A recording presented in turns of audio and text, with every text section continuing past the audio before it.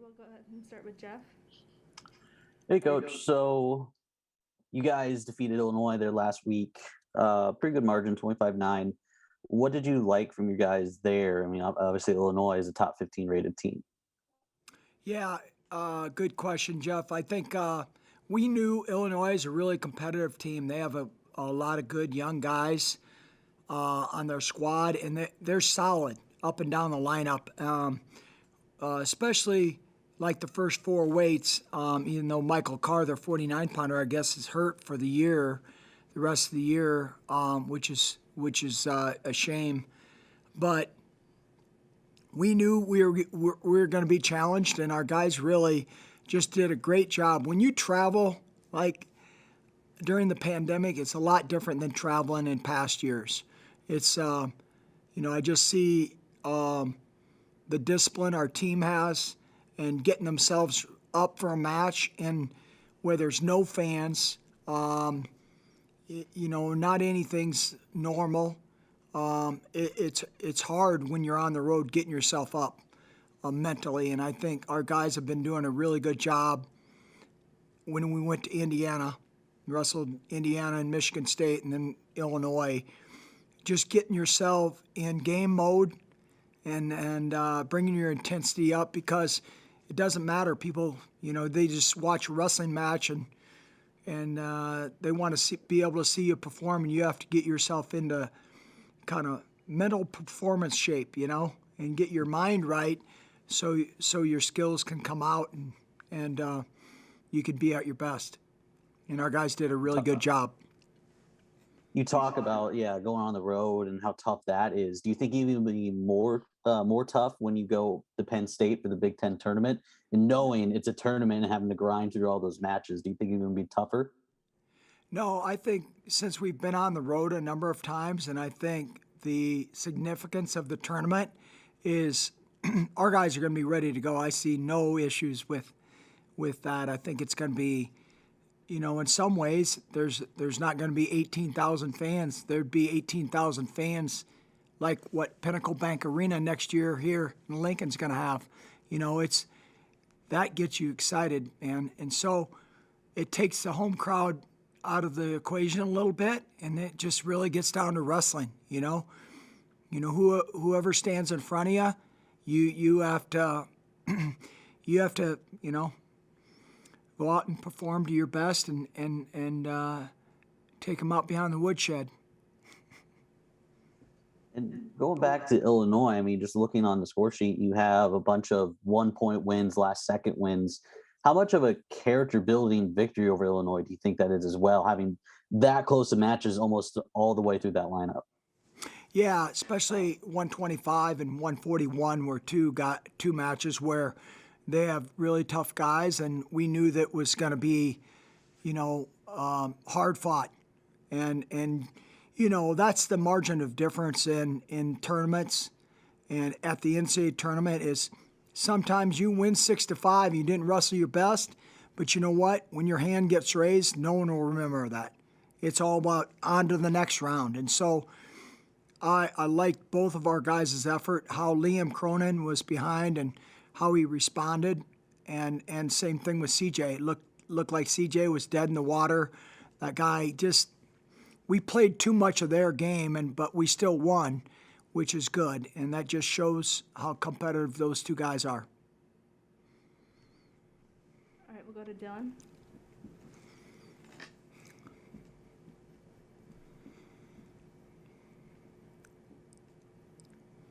Dylan, I think you're on mute.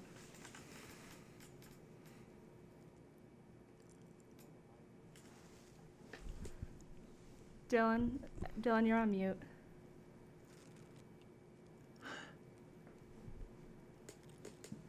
All right. Welcome, Coach Manning.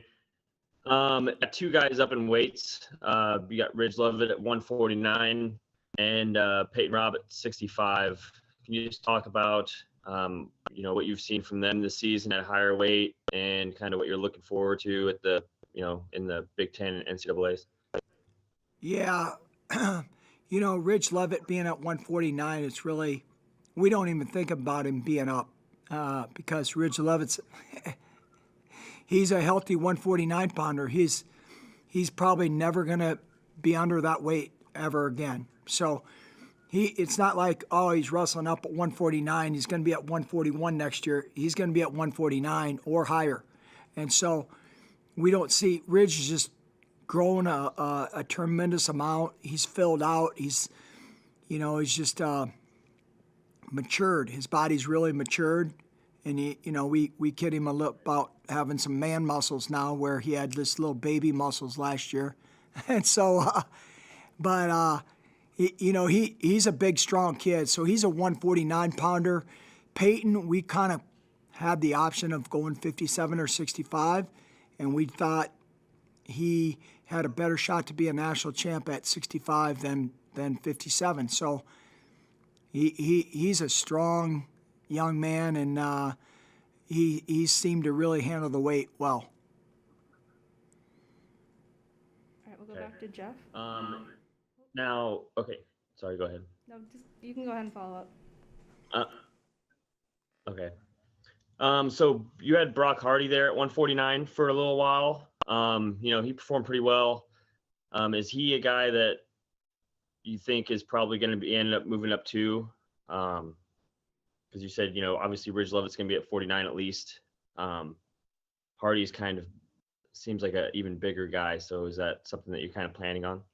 Yeah, he's definitely an older guy, but I think he'll probably be, we kind of see him as our future at 141 after CJ graduates next year.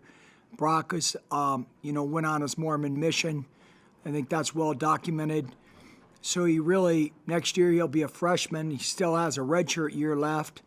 And so Brock's pretty much growing about as big as he's going to grow, and we see him probably maybe end up being a 141 pounder. He doesn't weigh much more than 149, where Ridge, people identify Ridge. I know I saw a number of rankings back in November. Ridge Lovett. It was never on the table where Ridge Lovett was ever going to be wrestling 133 after last year, and he barely could make the weight last year. He cut an enormous amount of weight, and he really did it sacrifice for our team. And so Ridge, you want to really be honest, he was really a 41 pounder last year wrestling 133. So people think, oh my gosh, he went from 133 to 149, but a lot of Mondays the guy weighed 145 or 146 even last year.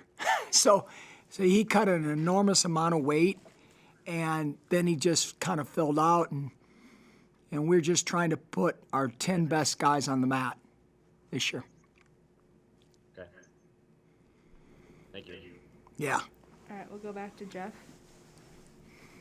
Yeah, Coach, talking about those other weights, obviously Ridge Lovett's taken that 149 spot, and 133 has been kind of a little bit of a cycling door between Tucker Schommelin and Alex Thompson. Has that been settled this week of who's going to the Big Yeah, Tens? we've had some wrestle offs, and then we have some criteria we go off of, and Tucker's earned that spot right now, and we're going with Tucker Schommelin, and right now we've got a number of weight classes, just like CJ wrestled off Ridge Lovett a bunch of times this year. And so Javon Parrish is another guy was wrestling at 149. Brock Hardy, now we got Ridge. And so we've had some competition at 33 and at 49, and it's really good competition. Guys that are, really a point or two difference in score in wrestle-offs or in matches. So really, we're just trying to evaluate and put the 10 best guys on our mat, and this is what we've come up with. Awesome. And when you talk about last year was the highest finish ever, because you mentioned earlier the season how you flipped the regular season matches into wins. Is that kind of the same thing you're looking for this time around? Like, what's going to be the key for you guys to keep the high level of success like you had last year at the Big Tens? We just need to compete to our ability, and really just it sounds cliche-ish, but really our guys have got a lot better than when we wrestled, say, Iowa or wrestled Minnesota at the beginning of the year. We're a lot better team, and I think we're a lot more complete team. And I think these guys will really make each other more accountable to each other. And we have a great camaraderie and great unity among our team. That those are things that people don't see that come out in competition. Come out, like, say, at the Illinois, all our guys cheering CJ on, Cronin on, those type matches where we won. And I think the same thing last year, we had a lot of tough battles at Rutgers there at the Big Tens, and we'd pull them out. Peyton Robb being one. He went in seeded 7th, beat the number 2 guy, went on, finished 3rd, and that's what we need come this weekend. And I'm very confident that we're going to have that same kind of performance, and we're going to have we need some champions this year. And so it's been a while since Kokich and James Green, and so we need to blow the dust off that stat right there, and I think we have a number of guys that can do that. It's going to be tough, but our guys are tough and ready, prepared. All right, Thanks, Coach. Yeah, thanks, Jeff. We'll go back to Dylan for the last question. All right. Hey, Coach. So with this shortened season, it's been kind of a crazy year. There's teams that haven't got as many duels in as other ones. You guys have been pretty fortunate. You guys only missed that Rutgers duel. A team like Iowa hasn't competed in 2 weeks. Penn State went forever without wrestling. I mean, do you think that's just going to make this tournament even more unpredictable? Yeah, exactly. It was something I was thinking about the other day. I think it's whoever prepares their team the best and gets their guys ready to go mentally and physically. And I think when you only have a couple matches, you're just not the same as when you have, like our guys, we had 8 matches. Some guys got extra, so it allows guys just to have a lot more experience. And if we use it to our advantage, we can, really reap the benefits. But I think really about Saturday, Sunday, we kind of talk about being your best, 5 days in March. That's two days for the Big Tens and 3 days for nationals. And so we have to keep pushing the envelope and being at our best and let everyone else worry about those other things, because that could factor in where guys are not prepared to wrestle back-to-back matches, or not everyone's going to be a Big Ten champ, so it's how you do in the wrestlebacks. So. All right, that'll wrap it up for Coach. Yeah, thank you. We'll have Eric Schultz here in a couple of seconds.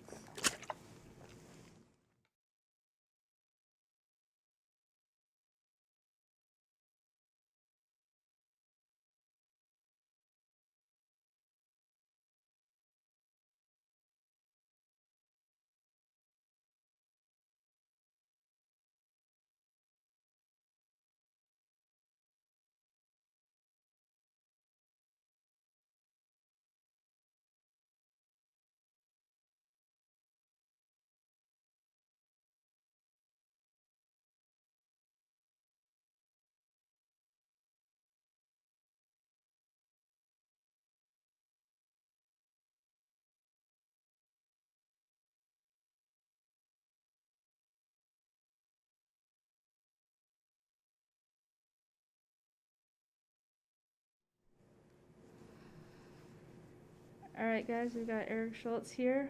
Go ahead with questions in the chat. Start with Jeff. Hey, Eric. So looking back where you were about a year and a half ago, you're going on and off, winning some matches and dropping some, and then the later half of last year, you just go on a tear, really get some momentum, and this year you've carried that into going undefeated. And it seems like the matches that you're losing to those ranked guys last year, you're flipping around and winning those by 1-2 points this year. What has been the big difference for you from that first half of last year until now? I just think I put in more work, extra workouts on my own, watched more film, tried to be more a student of the sport, and getting more mentally prepared. I think that helped a lot.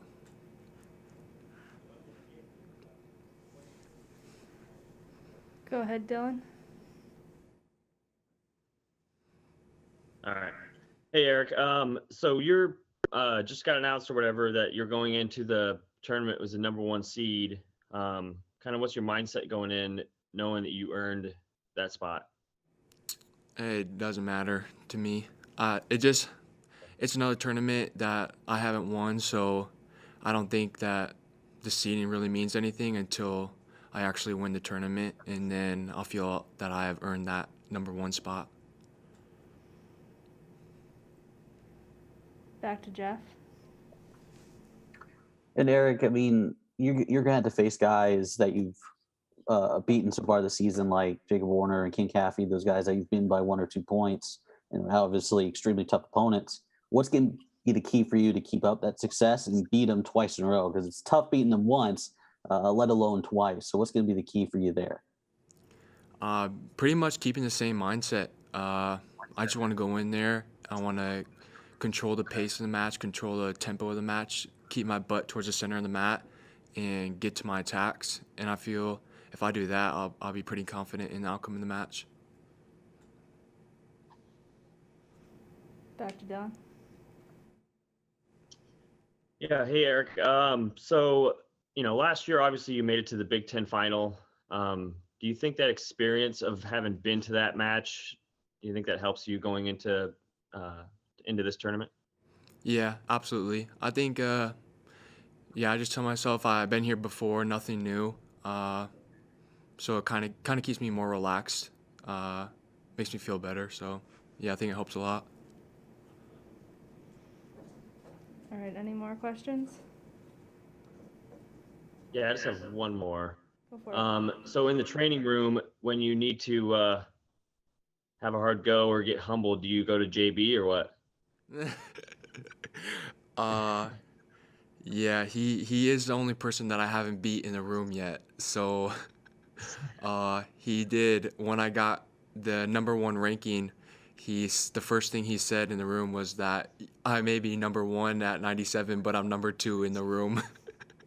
So yeah, he likes to give me some crap about it, but yeah. All right, if there's no more questions, that'll be it for Eric. Oh, I got one Oh. more, Ilya. And Eric, just you talk about your mindset and having a good one there. What specifically did you change, or what specifically is different from the mindset that you have now compared to what you did have? I think that I was a little too much focused on the other guy. Like maybe like watching film, I'd be trying to think about like what he's gonna do or how he's gonna do something and stuff like that, instead of just like watching film being like, oh, like I could do this, or like I could hit this here, or my attack would be open if I did that there. So more focusing on myself instead of so much about the other guy. Focusing on stuff that I control and not stuff that I can't control. Awesome. Thanks, Eric. All right, that'll wrap it up. Thank you, guys.